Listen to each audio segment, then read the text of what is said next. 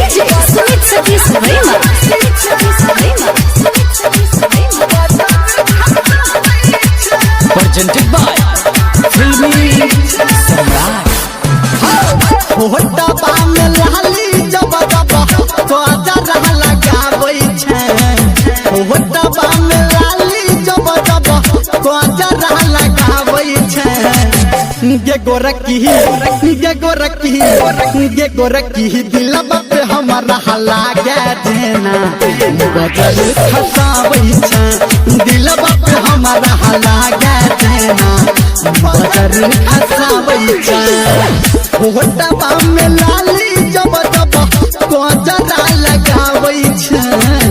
होटा बाम लाली जब जब कोजरा लगाबै छै गे गोरकी दिलबा पे हमरा लागे जेना बजल खसाबै छै दिलबा पे हमरा लागे जेना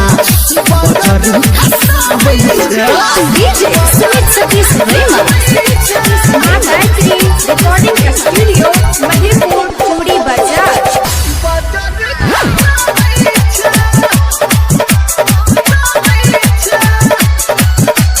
चढ़ल उमर छहु पाता कमर छौ लागैया दिला हिला दबही के तोरे कहर छहु काटे नजर छौ लागैया सबके मुआ दबही के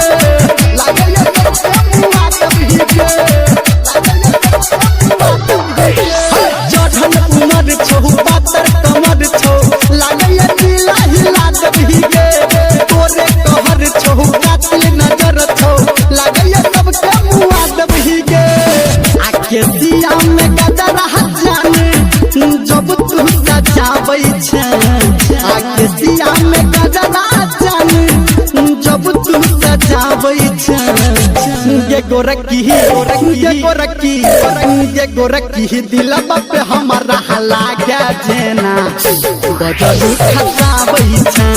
दिलबा पे हमरा लागे जेना बजल खसाबै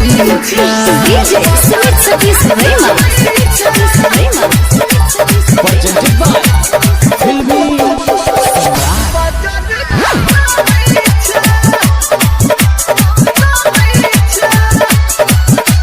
तुझी हसीना के हम छी दीवाना ये कहले तूने मटका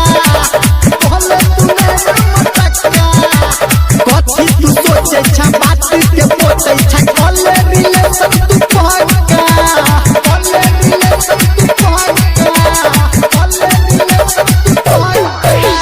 तुझी हसीना के हम छी दीवाना ये कहले तूने मटका कथी तू सोचे छ बात के पोते छ कहले रिलेशन तू पक्का कहो घर में अंदर जान मन सन गाबै छै कहो डीजे संजय गौतम मन सन गाबै छै गे गोरकी दिलबा पे हमरा लागे जेना बजल खसाबै छै दिलबा पे हमरा लागे जेना बजल खसाबै छै।